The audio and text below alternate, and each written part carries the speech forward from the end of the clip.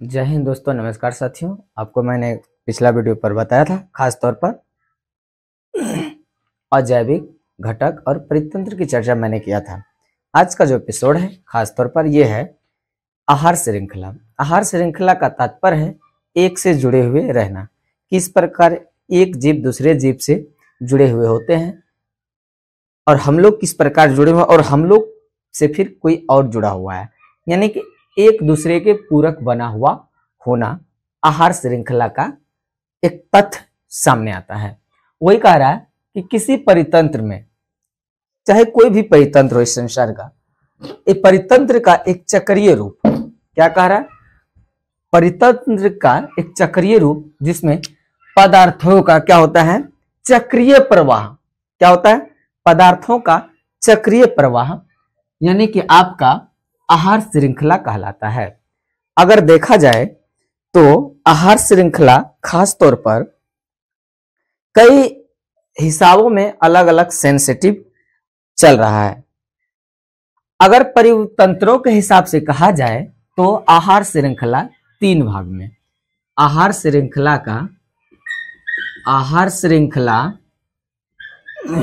तीन भाग होता है परितंत्र के हिसाब से। सबसे पहला आपका आ गया, आपको भी पता होना चाहिए कि यह आता है एक मैदान, एक मैदानी क्षेत्र आ गया। ठीक इसके नीचे का जो हिस्सा होगा आपका होगा तालाब, एक होगा तालाब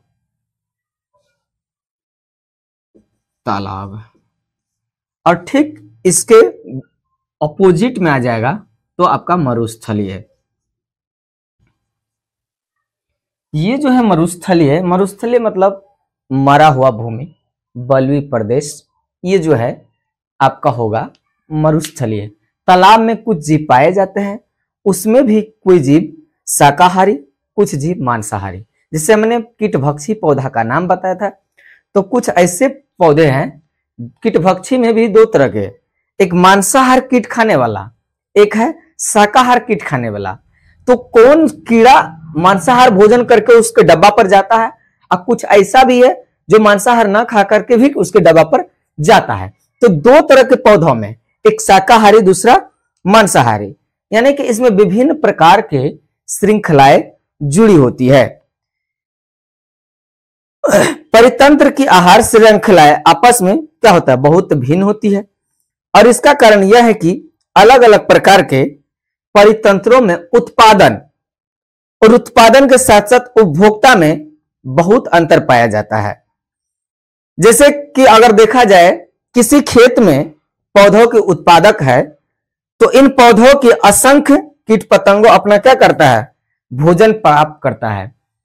किसी खेत में फसल लगा हुआ और उस फसल को कई सारे जीव जंतु मिल करके आहार का रूप में क्या करते हैं, उपयोग करते हैं, यानी उपभोग करते हैं। तो ये जो है प्राथमिक उपभोग कहलाएगा।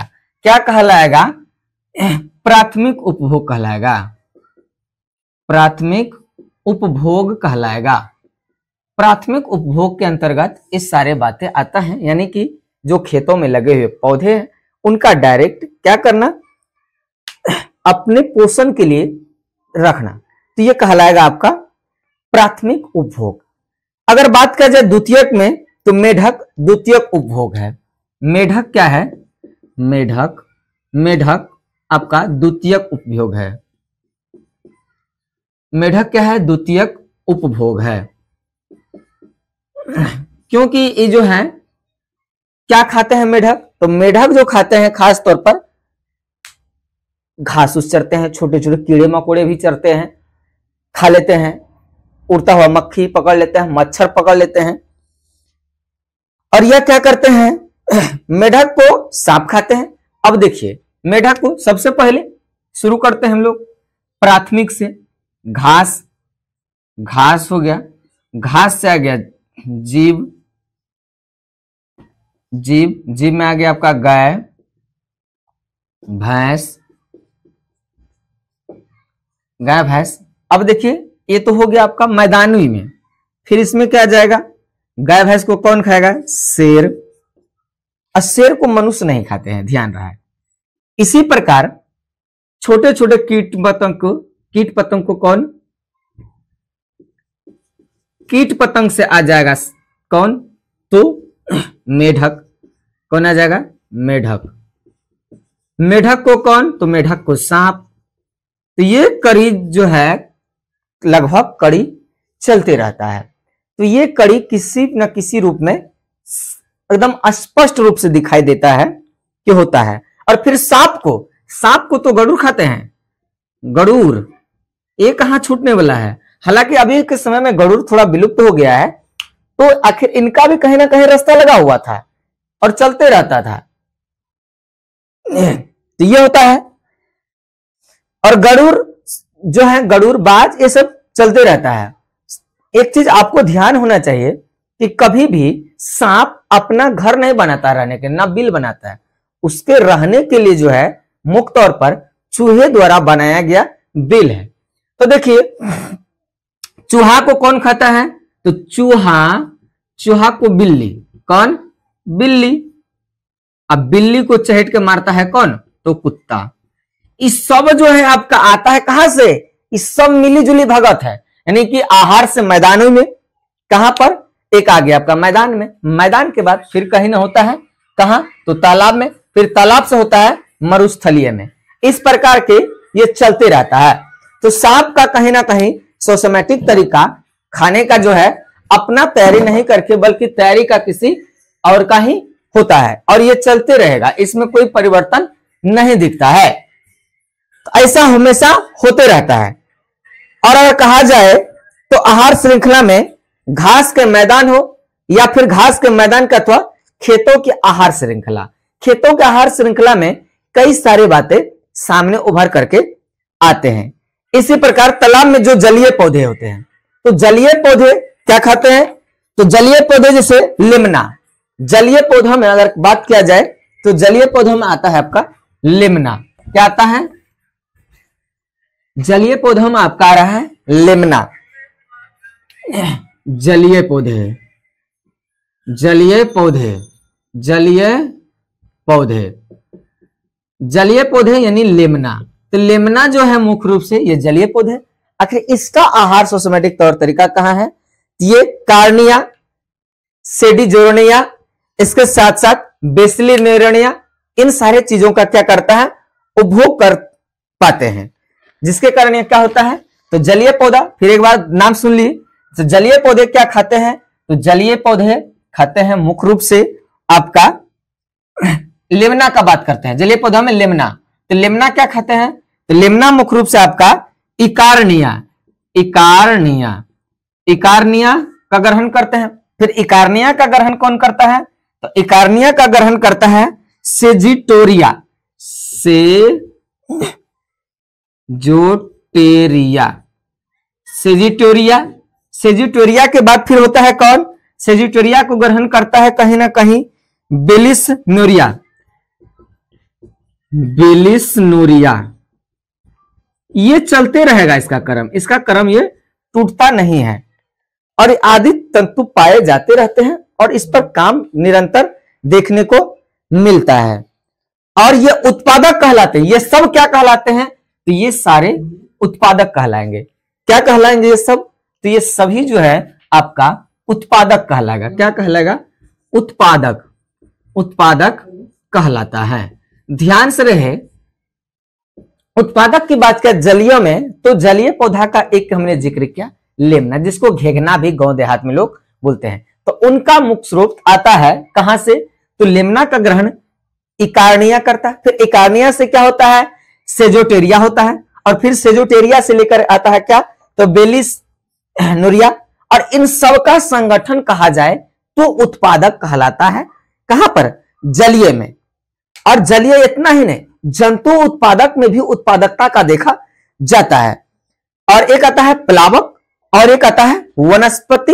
एक प्लावक वनस्पति, एक आता है प्लावक, दूसरा वनस्पति, तीसरा प्लावक वनस्पति। यानी प्लावक में एक अलग है, उत्प्लावक में मिला हुआ, और उत्प्लावक वनस्पति में दोनों का समाहित होता है। यानी कि एक जीव को मारना, मार के खाना, फिर कोई मरा तो फिर उसका कोई ग्रहण करता है। जिस प्रकार हो, चाहे छोटे मोटे कीट पतंग हो या कीटभक्षी हो, इसके साथ साथ बैक्टीरिया, प्रोटोजोआ, कवक, आखिर ये भी कहीं ना कहीं क्या करता है, एक जुड़े से जुड़ा हुआ था, एक दूसरा से ही इसका लगाव पाया जाता है।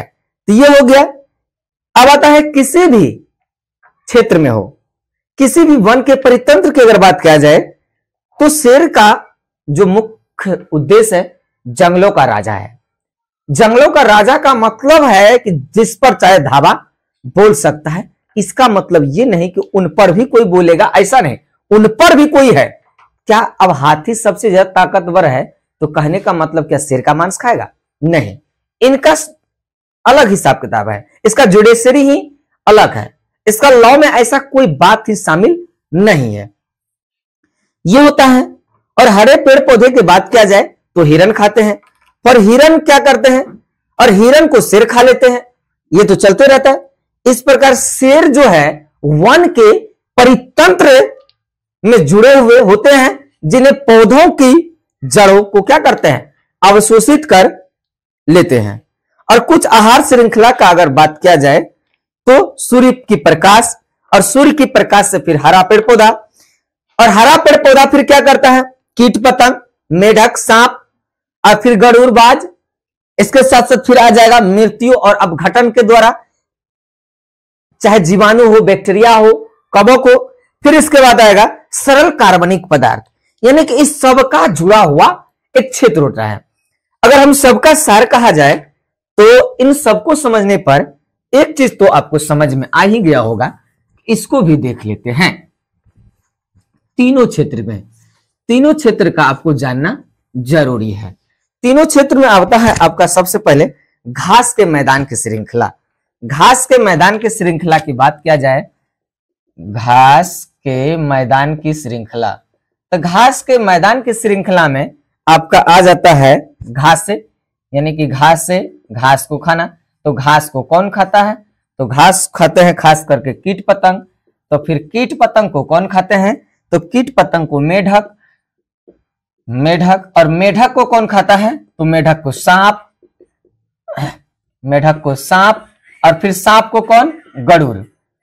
तो ये हो गया, ये हो गया आपका घास के मैदान में। अगर दूसरा कहा जाए जलीय में, तो जलीय में आता है आपका, जलीय में सबसे पहले जलीय पौधे, क्या हो गया, जलीय पौधे, जलीय पौधे, जलीय पौधे, और जलीय पौधे में क्या आता है, एवं प्लावक, प्लावक। फिर प्लावक से क्या होता है, प्लावक से अब आता है छोटी छोटी मछलियां, छोटी मछलियां। ध्यान रहे कि छोटी मछलियां बड़ी मछलियों का बड़ा आहार करती है। छोटी मछलियां का आहार कौन करती है, बड़ी मछलियां, बड़ी मछली। फिर बड़ी मछली को कौन आहार कर लेते हैं, तो बगुले। तो बड़ी मछली कौन, बगुले, इनको एकदम बड़ा चाव से पानी में खींच लेते हैं। यह हो गया आपका दूसरा। और तीसरा सार अगर कहा जाए पूरा आहार श्रृंखला का, तो आता है वन श्रृंखला, वन श्रृंखला। तो वन श्रृंखला,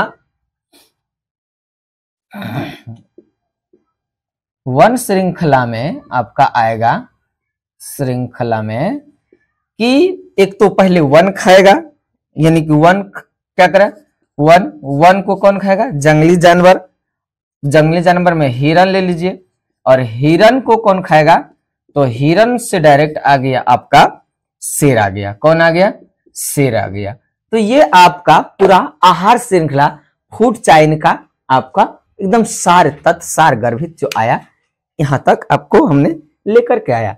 और आपको इस चीज को पूरा नोट करना पड़ेगा, तब आप आहार श्रृंखला को समझ सकते हैं, जहां तक मेरी अपनी अनुभव है। इससे आगे हम लेकर के चलेंगे आपको अगले दिन आहार जाल, कैसे हम लोग आहार जाल में फंसे हुए हैं, इस पर चर्चा हम अगले एपिसोड में लेकर के आएंगे।